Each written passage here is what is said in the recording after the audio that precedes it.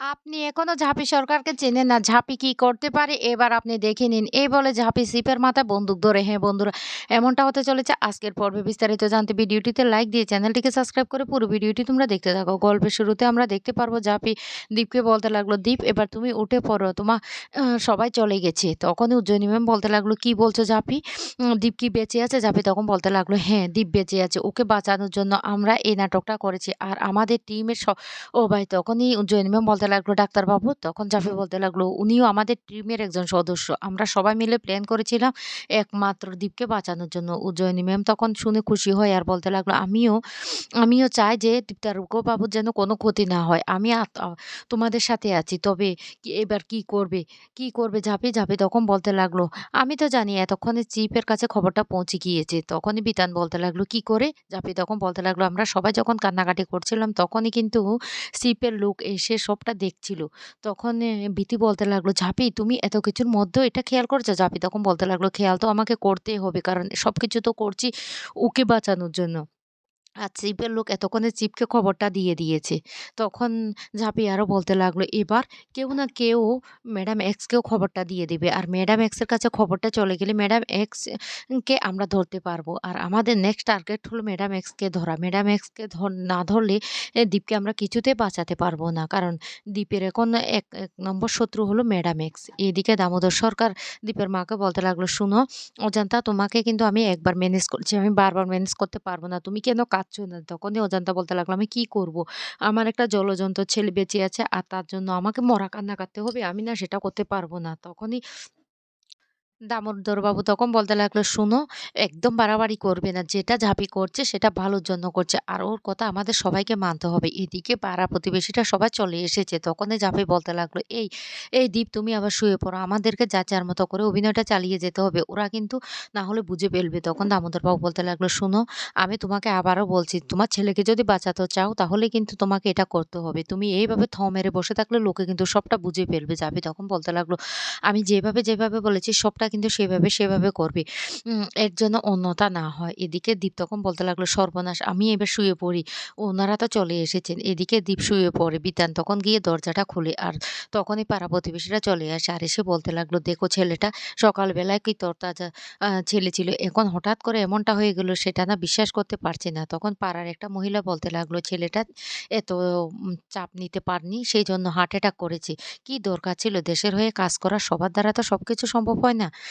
এইদিকে হঠাৎ করে পাড়ার একজন বলতে লাগলো, "এবার তো ওকে শ্মশানে নিয়ে যেতে হবে। তার ব্যবস্থা তো করতে হবে।" দীপের মা তখন বলতে লাগলো, "না, না এ হতে পারে না।" তখনই ঝাঁপি বলতে লাগলো, "আমার মনে হচ্ছে জেঠিমা সবকিছু পন্ড করে দিবে। আমাদেরকে না কিছু একটা করে ম্যানেজ করতেই হবে।" বিথি তখন তাড়াতাড়ি করে জেঠিমার কাছে গিয়ে বলতে লাগলো, "শুনুন জেঠিমা, ঝাঁপি যেটা করছে কিন্তু দীপদার ভালোর জন্য করছে। আপনাকে কিন্তু অভিনয়টা চালিয়ে যেতে হবে। কেন আপনি বুঝতে পারছেন না? প্লিজ আপনি কাঁদুন। না হলে উনারা কিন্তু কিছুতেই বিশ্বাস করতে পারবে না। পরে কিন্তু দীপদারই ক্ষতি হবে। আমি বলছি আপনি কাঁদুন। ঝাঁপি না আমার মনে হচ্ছে শ্মশান ঘাটে কোনো না কোনো ব্যবস্থা করে রেখেছে। আপনি কোনো চিন্তা করবেন না। দীপদার কোনো ক্ষতি হোক সেটা কিন্তু ঝাঁপি চাইবে না।" এদিকে চুন্নির মা কেঁদে বলতে লাগলো, "দিদিভাইয়ের আর কি দোষ দিদিভাই? এই শোকটা না নিতে পারছে না। শত হলে তো সন্তানের মা সেইজন্য সে সহ্য করতে পারছে না।"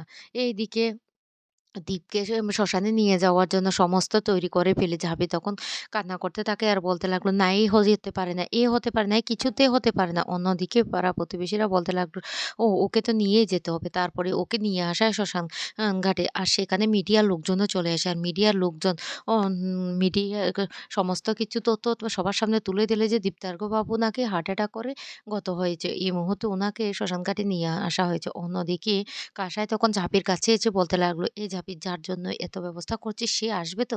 তাকে ধরতে পারবি তো?" ঝাঁপি তখন বলতে লাগলো, "আলবাত ধরতে পারবো। দেখ সে আসবেই।" আর এইদিকে ইনকা বলতে লাগলো, "ঝুমা যাই কিছু বলুক না কেন, আমি আর রিস্ক নিতে পারলাম না। তাই তো আমি এখানে ছুটে এলাম। আমাকে এবার দীপের কাছে গিয়ে জানতে হবে সত্যিই কি দীপ মারা গেছে কিনা। কারণ ঝাঁপি তো এমন কাণ্ড করে না যেটা অবিশ্বাসযোগ্য।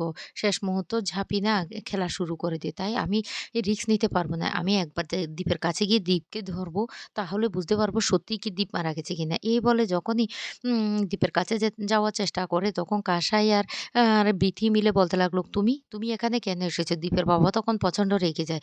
আর বলতে লাগলো, "শোনো আমি চাই না আমার ছেলের মৃত্যুর পর শ্মশানঘাটে কোনো ঝামেলা হোক।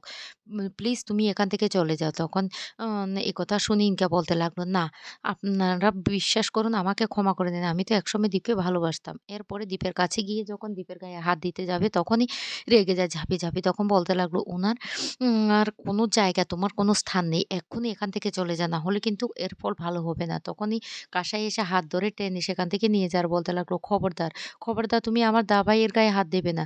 কে তোমাকে এত সাহস দিয়েছে?" তখনই ইনকা বলতে লাগলো, "ও আমি তো বুঝতে পারছি ওরা আমাকে কিছুতেই কাছে দিতে দেবে না। তবে শেষ পোড়ানোটা না দেখে আমি এখান থেকে কিছুতেই যাব না।" এদিকে ঝাঁপি বলতে লাগলো, "আমি জানি ইনকা যদি একবার গায়ে হাত দেয় তাহলে সে বুঝে যাবে যে দীপ বেঁচে আছে। কিছু একটা করতে হবে।" এদিকে দীপ শুয়ে, শুয়ে বলতে লাগলো, "ইনকা আবার হঠাৎ করে এখানে কেন এলো? কেন এসব কথাবার্তা বলছে? ওকে তো যোগ্য জবাব দিতে হবে।" অন্যদিকে প্রতিবেশীরা দামোদর বাবুকে বলতে লাগলো, "দামোদর বাবু আর সময় নষ্ট করা যাবে না। আপনাকে এবার শক্ত হতে হবে। আমাদেরকে তো কাজটা সুসম্পন্ন করতে হবে।" এইদিকে বিতানের কানে, কানে কাঁসায় বলতে লাগলো, "বিতান সবটা ঠিকভাবে হবে তো? আমার না কেমন একটা গন্ডগোল মনে হচ্ছে।" তারপর ঝাঁপি বলতে লাগলো, "কাঁসাইদি তুমি কোনো চিন্তা করো না। সমস্ত ব্যবস্থা করাই আছে।" এইদিকে দীপের বাবা সমস্ত কাজকর্মগুলো সেরে ফেলে। তখনই ইনকা আরো শিউর হয়ে যায়। ইনকা তখন বলতে লাগলো, "যেহেতু দীপের বাবা দীপের সমস্ত কিছু কাজ করছে, নিশ্চয়ই মারা গিয়েছে। তারপরেও আমার মনটা বড্ড খসখস করছে কেন বুঝতে পারছি না। না আমি এখান থেকে এক পাও নড়ব না। যতক্ষণ না পর্যন্ত দীপকে পোড়ানো হচ্ছে ততক্ষণ পর্যন্ত আমি এখানেই থাকবো। আমি নিজের চোখে দেখতে চাই।" এদিকে পোড়ানোর জন্য নিয়ে যাওয়া হচ্ছে। অন্যদিকে ঝাঁপি ইশারা করে সেখানে সেই লোকটাকে বলে দেয় যে আর সেই লোকটা হঠাৎ করে সেখানে সুইচটা অফ করে দেয়। আর তখনই সাথে, সাথে কারেন্টটা চলে যায়। তখন ইনকা বলতে লাগলো, "কি ব্যাপার? ওদের শ্মশানঘাটে কি সবসময় এমন হয়? এইভাবে বিদ্যুতের লোডশেডিং হয়ে যায়?" কিন্তু ঝাঁপি তখন সবটা বুঝতে পেরে যায়। ঝাঁপি তখন বলতে লাগলো, "কি ভেবেছিস? কি ভেবেছিস তুই? তুই সবটা বুঝবি?" এইদিকে সেই সুযোগ বুঝে বিতান সেখান থেকে সরিয়ে ফেলে সেই দ্বীপকে। কেউ সেটা বুঝতে পারে না। তারপর যথারীতি কারেন্ট চলে আসলে দ্বীপকে চুল্লিতে দেওয়া হয় আর সবার সামনে চুল্লির দরজাটা বন্ধ হয়ে যায়। তারপরও ইনকার বারবার সন্দেহ থেকে যায়। ইনকা তখন বলতে লাগলো, "কেন যে আমার সন্দেহটা থেকে যাচ্ছে আমি বুঝতে পারছি না। না আমার চোখের সামনেই তো সবকিছু হয়েছে। তারপর কোডটা যদি পেয়ে যেতাম আমার মনটা না খুব শান্তি হতো। কিন্তু এখন তো কোডটা পাইনি।" এদিকে ঝাঁপি তখন বলতে লাগলো, "এবার আমাদের সবাইকে বাড়ি যেতে হবে। বাড়ি গিয়ে সব ব্যবস্থা করতে হবে।" আশাই তখন বলতে লাগলো, "জানি না মায়ের অবস্থাটা কি হয়ে আছে। আমাদের বাড়ি ফিরতে হবে।" এই বলে সবাই বাড়ি ফিরে আসে। অন্যদিকে দীপকেও সুযোগ বুঝে সেখান থেকে নিয়ে যায়। কিন্তু ইনকা সেটা জানে না। এইদিকে চিপ চলে আসে ঝাঁপিদের বাড়িতে। চিপ এসে ঝাঁপির সাথে অনেক বিতর্ক করতে থাকে। দীপ তখন বলতে লাগলো, "ঝাঁপি তুই কি পারবি শেষ রক্ষাটা করতে?" ঝাঁপি তখন বলতে লাগলো, "দরকার পড়লে নিজের জীবন দিয়ে দেব। তারপরেও আমি তোমার কোনো ক্ষতি হতে দেব না। আমি তোমাকে বড্ড ভালোবাসি।" দীপ তখন বলতে লাগলো, "আমি জানি। তুই কান্না করিস না।"